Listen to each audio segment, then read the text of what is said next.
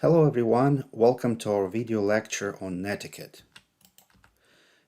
After completing this video lecture, you should be able to explain what Netiquette is, also explain why Netiquette is important for work, for personal lives. You should also be able to explain and discuss the most important rules of Netiquette. So this is the content of this lecture, and those are the most important learning outcomes. The term netiquette consists of two separate words. The first part of this word is net, which is a short for the internet, so it refers to the internet rules, plus etiquette. By etiquette, we mean often unwritten and even unspoken rules for acceptable behavior within a community. So, putting those two words together, netiquette can be defined as a set of rules or guidelines for appropriate behavior online. Here we are talking about such channels as email, social media, instant messengers, video conference tools, learning management systems, and so forth. So why is netiquette important, and why we are talking about netiquette in this class? Well, I'll start from afar. You see, internet as a communication channel, as a communication medium, is not as rich in comparison to face-to-face communication. By reach, we mean it doesn't have as many opportunities for you to convey meaning, to convey emotions, to convey other important aspects of meaning when you're communicating to somebody using the internet. For example, if you communicate to somebody over the internet, it's hard to understand the so-called nonverbal clues, which means things that cannot be verbalized with words and sentences. So here we're talking about such things as voice tone, body language, facial expressions. So if you're typing somebody an instant message or sending somebody an email, then the person on the other side of the communication line will not be able to pick up those nonverbal clues from you. Now, if you're talking to somebody face to face, then a person with some experience, with some degree of emotional intelligence should be able to pick up additional meaning from your words by observing your voice tone, your body language, for example, your hand gestures and your facial expressions, such as whether you're smiling or frowning and things like that. So because internet is not a very rich medium, it's hard sometimes to understand people's feelings, right? So feelings, it's something that is attached to the words that we're saying, and if you don't have a rich communication medium, then it may be hard for people to figure out what you think about the words that are contained in your message. So, I mean, those are just some examples, hard to understand, nonverbal clues, feelings. So overall, you can say that when you're communicating over the internet, it's hard to get your message across. Okay, and that's why a lot of people prefer to communicate face to face still.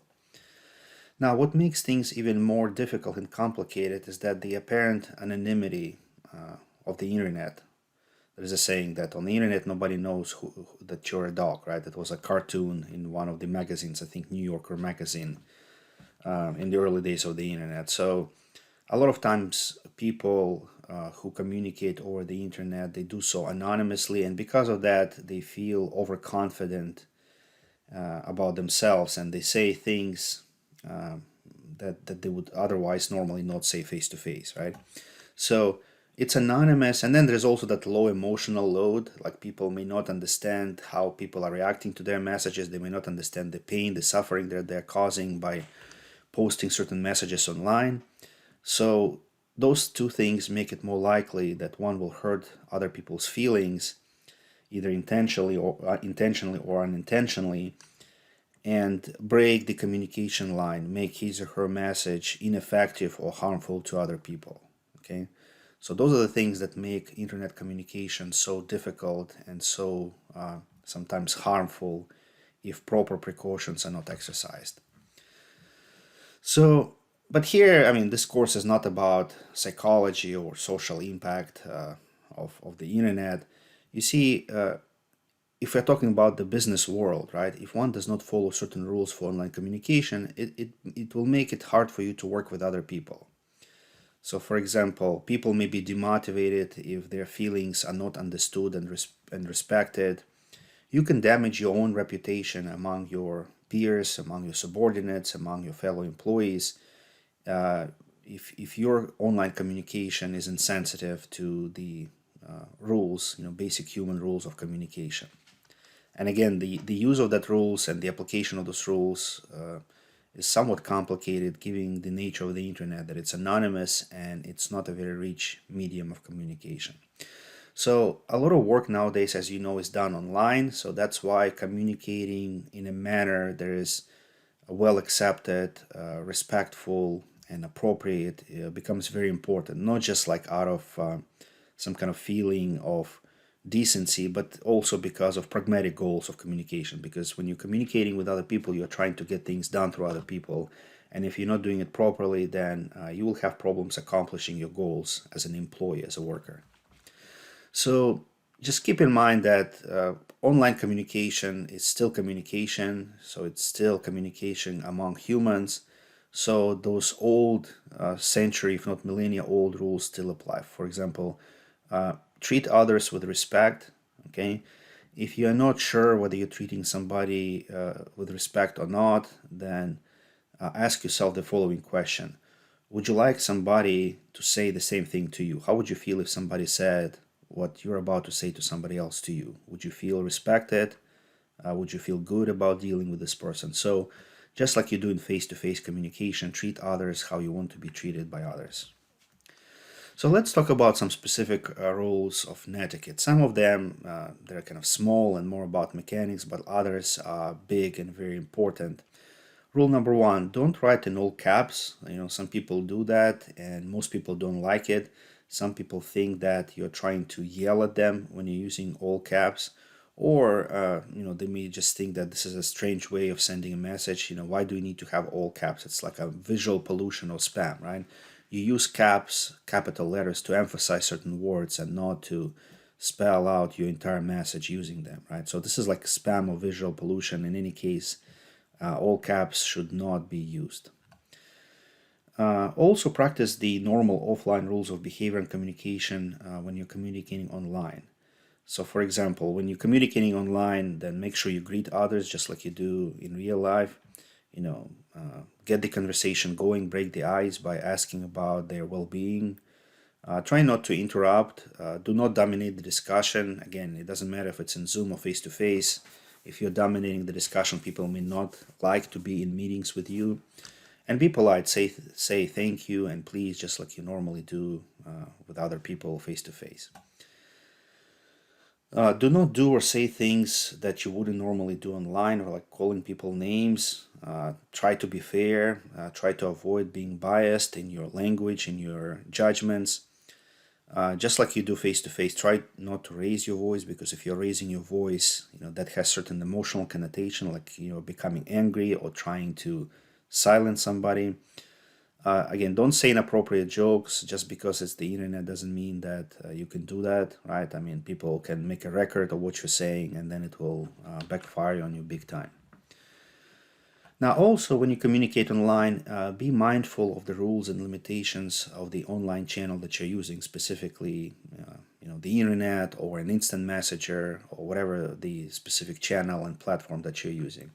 So, for example, keep in mind that email is not effective for discussing complicated issues, right? I mean, if you have something complicated to discuss, to explain, especially if you need a two-way communication channel where a person can ask follow-up questions, can ask for clarifications, then don't waste your time typing a very long email. Just call that person or meet with that person face-to-face. Now, also, email is not effective for resolving a conflict because, again, email is not a rich communication medium. You may not fully understand what kind of emotions your message may invoke on the other end of the communication line.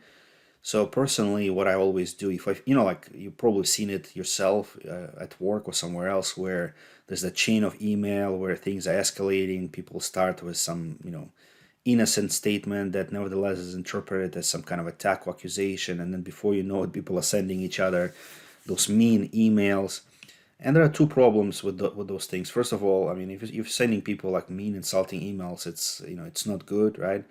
Then, since you're using email, there will be an official record of that, right? So somebody can use it against you. And then number three, and most important thing, is that it's a road to nowhere. I mean, you're not going to achieve anything by writing those emails back and forth. So what I do personally at work, whenever I feel like that emails are starting to escalate, I just stop writing those emails and I call that person or I go to this person's office and say, look, I understand we have something here that we need to discuss, so let's talk about it. Instead of sending all those emails back and forth. And when you do it, face to face, like oftentimes you will, realize that people are not there to fight you, right? I mean, quite often when I do that, and I do it in a non-threatening way, I go to this person and I say something like, look, I mean, I got your email. I mean, I understand that you may be upset about it or you have a different opinion. So, I mean, I'm okay with that. Let's talk about it. Let's talk about our differences here because I don't want to spend time typing those emails because it will lead to nowhere.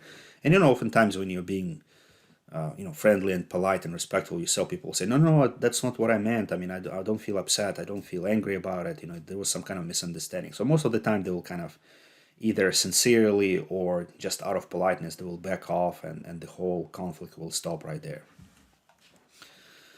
Yeah, just keep in mind that different channels are for different purposes. Things that you say or show on Facebook or Instagram may not be appropriate on LinkedIn, for example, right? So on Facebook, you may have your friends and family members, so you may talk about some personal issues.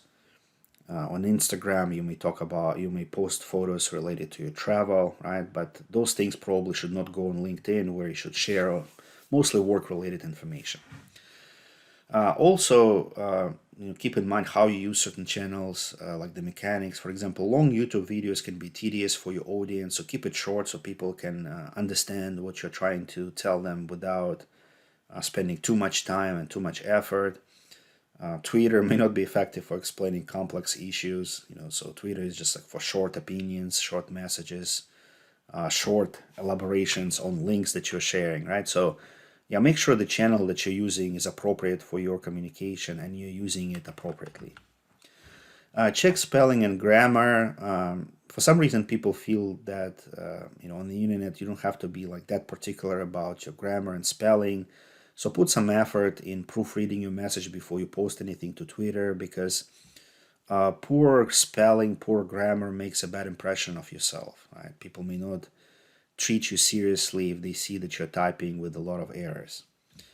Try not to use acronyms and emojis in formal communication. For example, if you're communicating with a potential employer on LinkedIn, then don't use like those acronyms or emojis. That may confuse or insult people, or simply tell them that you're not very mature, not very professional, and that's how you're going to talk to potential clients and potential colleagues at work. Try to stick to the main subject topic when communicating online. Avoid off topic. People hate that. You're wasting their time, like with all those side issues. You're making them confused, right? So try to stick to the point and be concise, right? Respect people's time, respect people's health. Not everybody has a perfect vision. Not everybody can spend 1 hour reading your long email with all kinds of details and explanations. Also, make yourself look good online. I mean, again, it's still you, right? If you're communicating online, it's still you. It's your avatar. It's representing yourself. Maybe if you're using LinkedIn, then invest some time or resources into a professional headshot where you're looking good, you're looking professional, right? Because again, it's online, but it still represents who you are. Rule number 9, it's okay to disagree with others, but do so in a very polite and respectful way. Again, if you're doing it online or face-to-face, doesn't matter. So for example, if you have to criticize somebody, maybe start with a praise so that the person feels that you're not just there simply to attack this person all the time and find bad things about his or her idea. So start with the praise, and then after you praise all the strong points of a particular idea or report, then switch to criticizing some of the points that you believe are weak. Use soft, non-confrontational language that does not imply subordination. Maybe read your message several times to see whether you come off as being somebody who is too bossy or too smart, right? Make sure that you don't have something that asserts your formal superiority or some kind of intellectual superiority where you're talking down to people. Some of those things are fairly innocent, but I hear them all the time. I know that people don't mean bad, right? But they're not conscientious or they are not aware enough to understand what kind of meaning their message has, right? So, for example, I just had recently a student presentation where they were proposing an app, like some kind of information technology solution for farmers. And one of the presenters said something like, I mean, I may be wrong about the exact choice of words, but he kind of said that most farmers are, bad with technology or uneducated, and that's why we need to have a very simple app. And I said, look, you kind of, you're talking down on farmers by saying that, they're not good with technology. So, try to soften that message. Maybe you can say that, you want your app to be useful and appropriate even in context where employees lack information technology training, something like that. But don't say that, don't like overgeneralize and make that extreme statement that all farmers are not educated when it comes to technology, which is a very strong, extreme, and wrong statement. Avoid heated arguments. Nobody has ever won one. I mean, there's no point to stay up all night to prove that somebody on the internet is wrong. I mean, what's the value for you there, right? I mean, if it's something illegal, then report it. If it's something that you disagree with, then I don't know whether it's a good investment for you to do all those things. And then again, the human psychology, right? I mean, nobody has ever won an argument. I mean, if you're trying to attack people's position, they will always stick to their own guns. And if you want them to change their mind, you need to have like a better way of doing that. Maybe instead of trying to persuade them, head on and prove them wrong, maybe lead by example, right? Show them how it has to be done, and if they are persuaded, they will follow you. If not, they will, keep thinking what they're thinking right now. Another important rule for like disagreeing with others and criticizing others that I've learned is that you should criticize issues, products, deliverables, but not people, right?